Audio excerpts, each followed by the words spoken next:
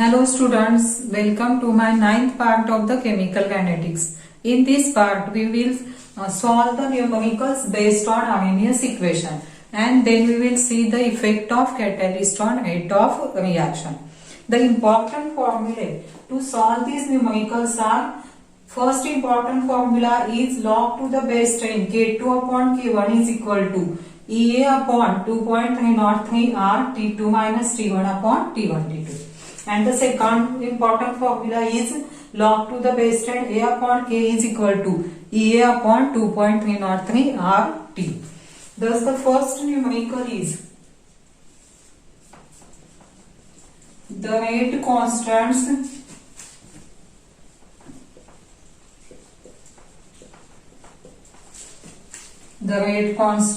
for a first order reaction are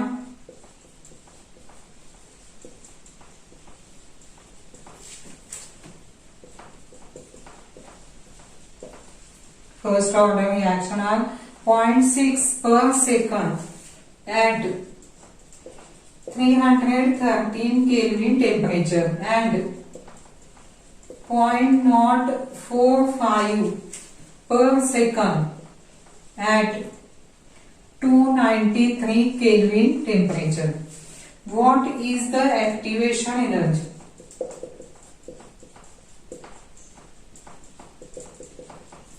What is the activation energy?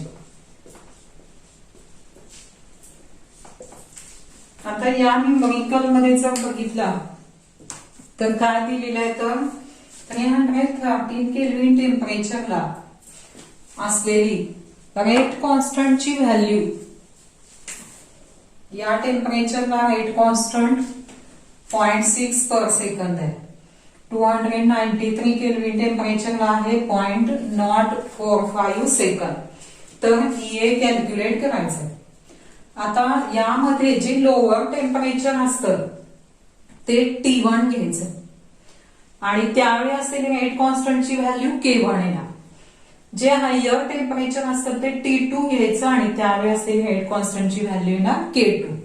त्यामुळं K1 is equal to किती येणार 0.045 पर second आणि T1 किती येणार 293 केल्विन.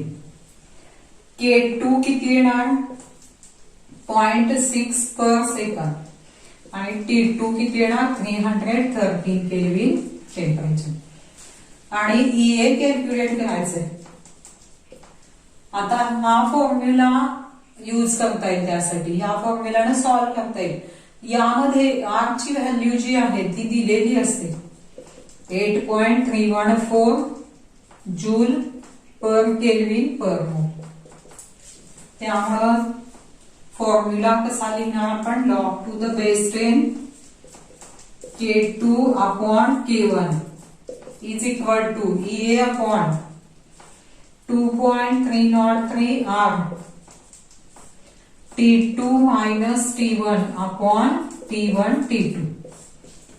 आता यामध्ये व्हॅल्यू कुठल्या व्हायच्या, log to the base 10 K2 ची व्हॅल्यू आहे 0.6, K1 आहे 0.045 is equal to EA find out करायचं आहे अपॉन 2.303 R ची व्हॅल्यू किती आहे 8.314. T2 किती आहे 313, T1 आहे 293 अपॉन 293 इंटू 330. बघा आता 0.6 अपॉन 0.045 केलं तर किती येतं ते 13.33 is equal to EA upon 2.303 into 8.314 into 19.50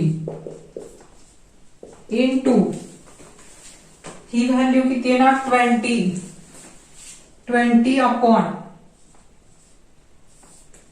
20 upon 293 into 330.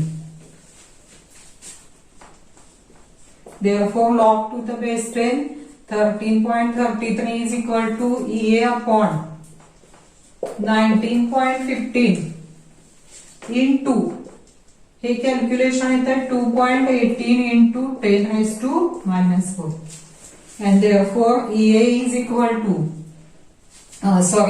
याचा लॉग ते 13.33 ची कॅरेक्टरिस्टिक किती येते 1.13 चा 3 आणि 3 मध्ये लॉग येतो 1248 is equal to EA upon 19.15 into 2.18 into 10⁻⁻⁴. Therefore EA is equal to कसं होणार 1.1248 into 19.15 upon 2.18 into 10⁻⁻⁴. आणि ही व्हॅल्यू येते 98810. युनिट काय येणार जूल पर मोल आणि इंटू 10⁻⁻³ केलं तर ही कशामध्ये कन्वर्ट होईल किलो जूल मध्ये किती येणार 98.8 kJ per mole. kJ per mole. Then the second numerical is a first order gas phase reaction. First order gas phase reaction has activation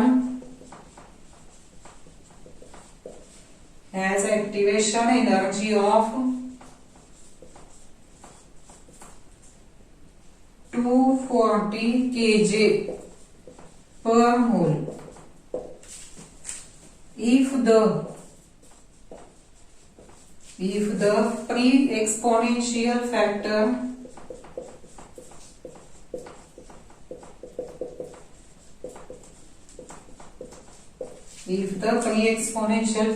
is 1.6 into 10⁻13 per second, what is the rate constant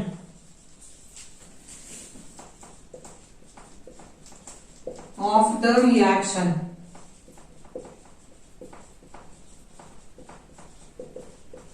At 600 Kelvin temperature. बघा आता या numerical मध्ये काय दिलेलं आहे तर first order gas phase reaction has activation energy EA दिलेली 240 kJ per mole.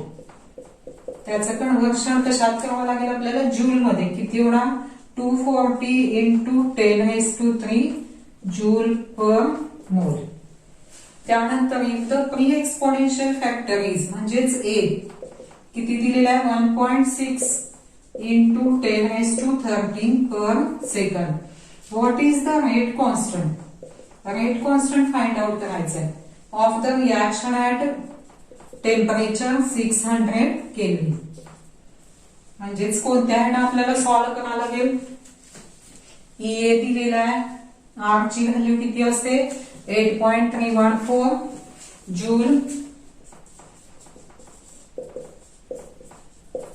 पर kelvin पर मोल. त्यामुळे फॉर्म्युला लिहायचा आर्हेनियस इक्वेशन इज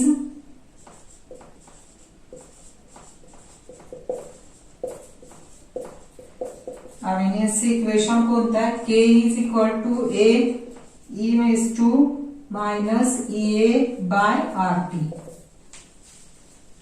-EA/RT. आणि हेच कसं लिहिता येईल इज रिटर्न ॲज कसं लिहिता येईल आपल्याला या फॉर्म मध्ये log to the base 10 A upon K is equal to EA upon 2.303 RT. आता यामध्ये जर व्हॅल्यू पुट केल्या log to the base 10 A upon K is equal to EA ची व्हॅल्यू किती आहे 240 into 10⁻³ अपॉन के ची 2.303, आर ची व्हॅल्यू 8.314, टेम्परेचर दिलेलं आहे 600. हे आधी कॅल्क्युलेट करून घ्यायचं.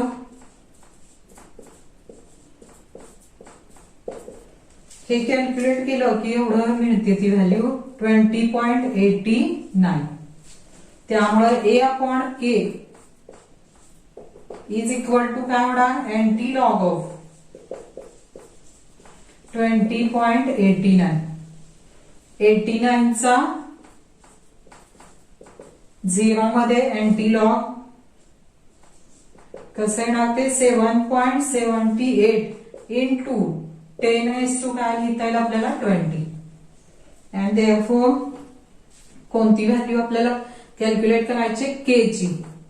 के is equal to A upon 7.78 into 10 A ची व्हॅल्यू पुट केली 1.6 into 10 upon 7.78 into 10 therefore k is equal to 2.055 into 10⁻⁻8 per second. अशी व्हॅल्यू काढता येते. नंतर तिसरा जे न्यूमरिकल आहे त्यामध्ये काय दिलेलं आहे, the half life of first order reaction is 900 minute at 820 Kelvin temperature. Estimate its half life at 720 Kelvin temperature आणि ऍक्टिव्हेशन एनर्जी दिलेली आहे. आता या न्यूमरिकल मध्ये जे कमी टेम्परेचर आहे 720 केल्विन, ते टेम्परेचर काय घ्यायचं, T1 720 केल्विन. आणि त्या टेम्परेचरला असलेली हाफ लाईफ ची व्हॅल्यू म्हणजेच ती काय घ्यायची, आपण काय कन्सिडर करायची, T1 घ्यायची आणि ती कॅल्क्युलेट करायची आपल्याला. आणि दिलेलं जे हायर टेम्परेचर आहे ते काय घ्यायचं, T2 किती आहे 820 केल्विन. आणि T2 टेम्परेचरला असलेली हाफ लाईफ ची व्हॅल्यू जी आहे ती T1 ती व्हॅल्यू दिलेली आपल्याला 900 मिनिट. त्यानंतर आणखी काय दिलेलं आहे, ऍक्टिव्हेशन एनर्जी दिलेली 250 kJ पर मोल. ती कशात कन्वर्ट करायची, जूल मध्ये 250 इंटू 10⁻³ जूल पर मोल. आता यामध्ये rate constant at 2 different temperature T1 and T1 टेम्परेचरला रेट कॉन्स्टंट T1 टेम्परेचरला घ्यायचा K1, T2 टेम्परेचरला रेट कॉन्स्टंट घ्यायचा K2 आणि त्यावेळी असलेला हाफ लाईफ ची व्हॅल्यू T1 आणि ह्याला असलेली T1 जर घेतली तर जे आपलं इक्वेशन आहे हाफ लाईफ पिरियडचं, कोणतं इक्वेशन आहे, the equation for half life period कोणतं आहे, T1 is equal to 0.693 upon K. मग हे दोन वेगवेगळ्या K1 आणि K2 साठी हे एक्सप्रेशन कसं होणार, देअरफॉर T1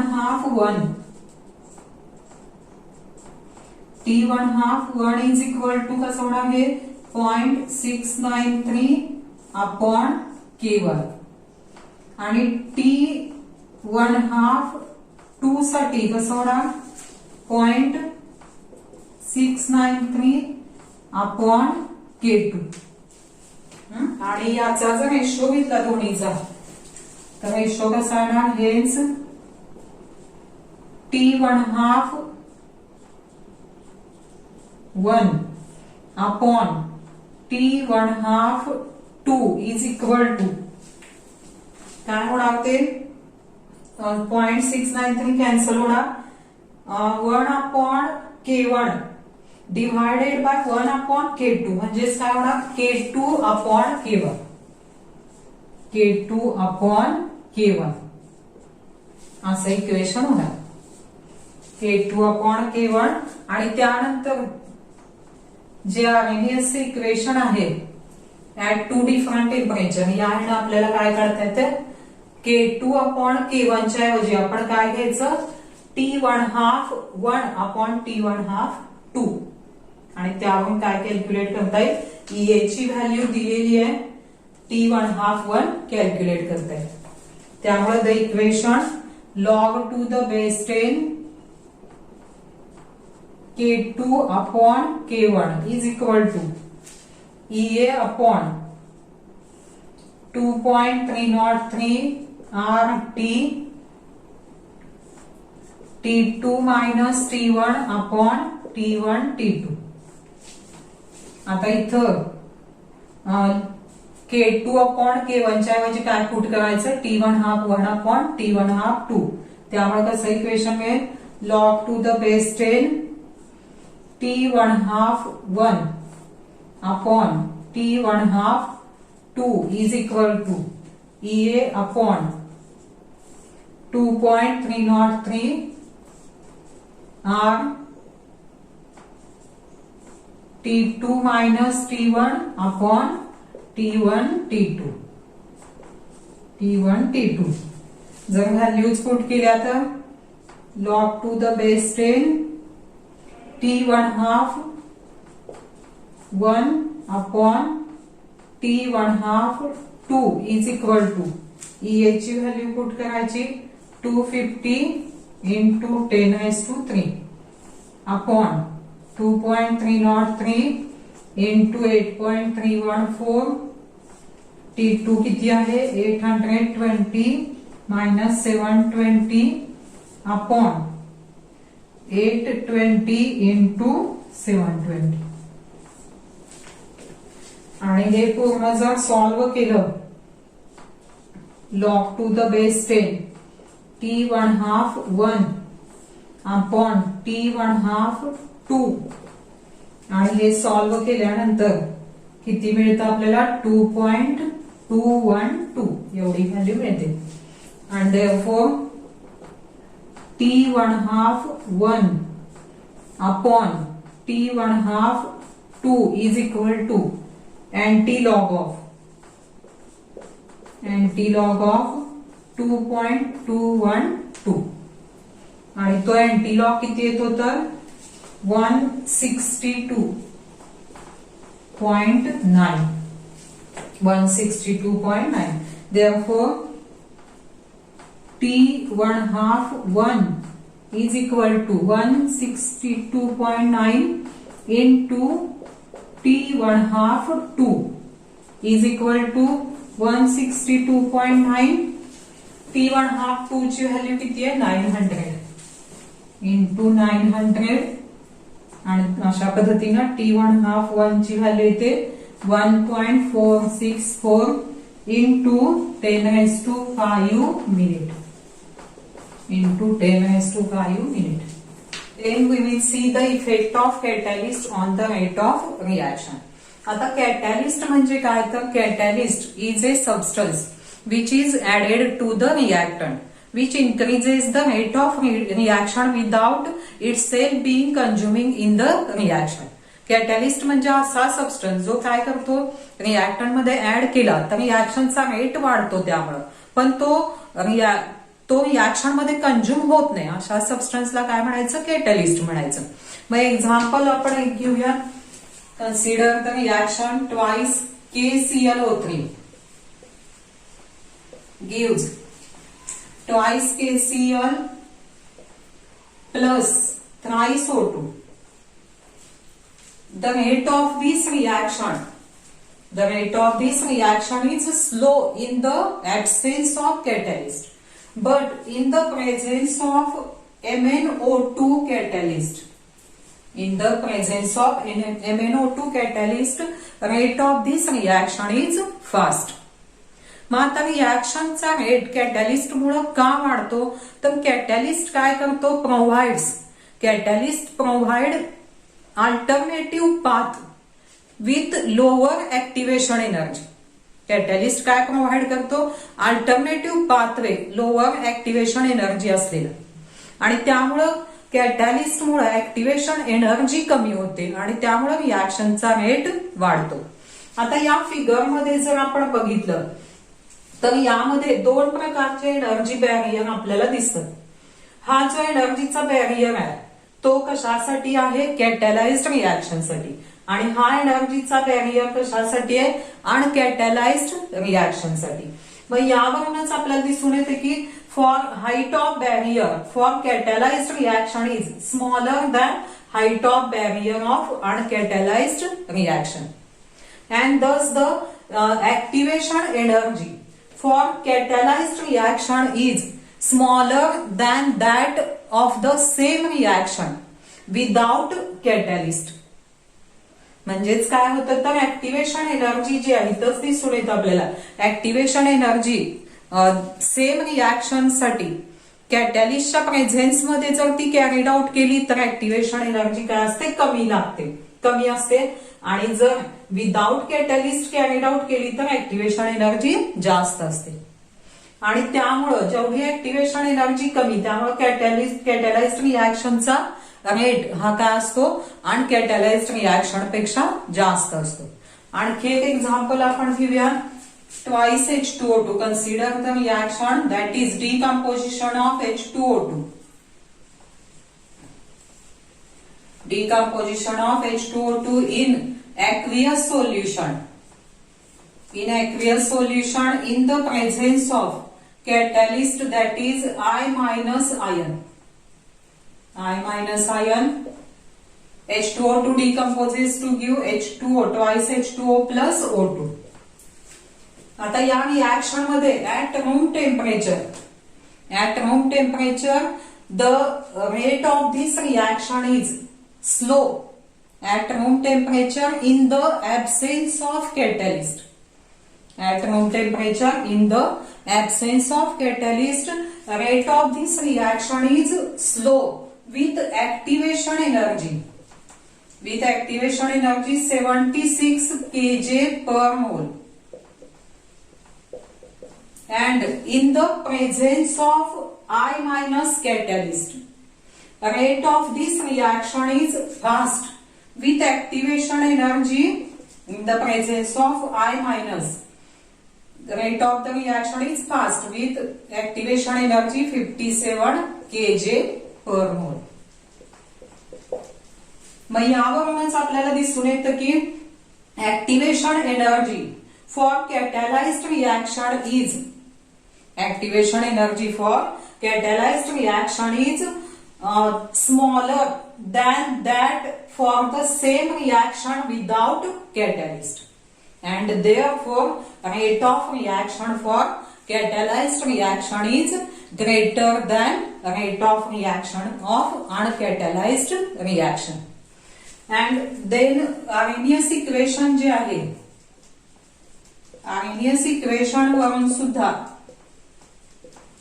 याचं एक्सप्लेनेशन आपल्याला मिळू शकतं. Arrhenius इक्वेशन कोणता आहे? K is equal to A E raise to minus EA upon RT. यावरून पण आपण आपल्याला काय एक्सप्लेन होऊ शकतं तर in the presence of catalyst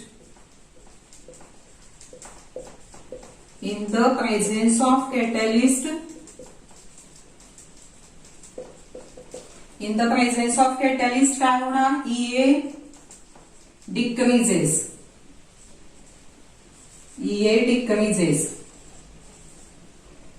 EA upon RT increase होणार. Sorry EA upon RT decrease होणार minus EA upon RT increase होणार.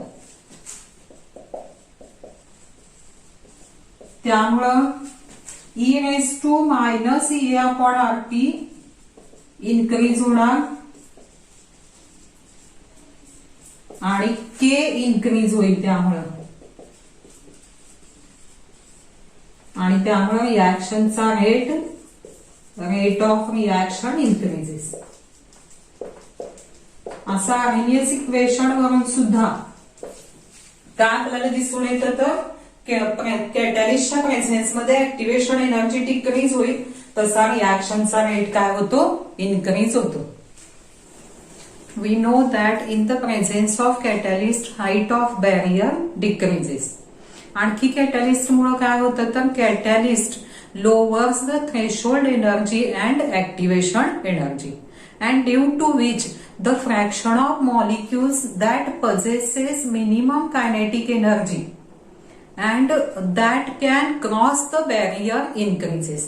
The fraction of molecule possessing minimum kinetic energy which can cross the barrier increases, and due to which in the presence of catalyst rate of reaction increases.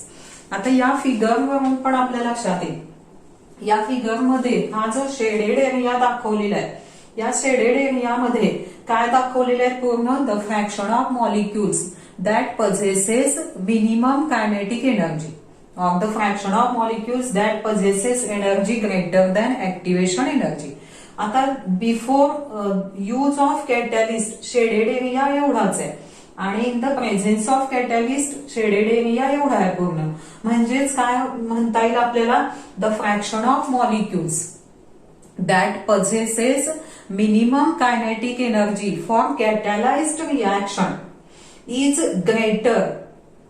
greater than the fraction of molecules that possesses minimum kinetic energy for uncatalyzed reaction, and thus the fraction of molecules, thus the fraction of activated molecules for catalyzed reaction is greater than that for the uncatalyzed reactions, and therefore rate of reaction of catalyzed reaction is greater than rate of reaction of uncatalyzed reaction.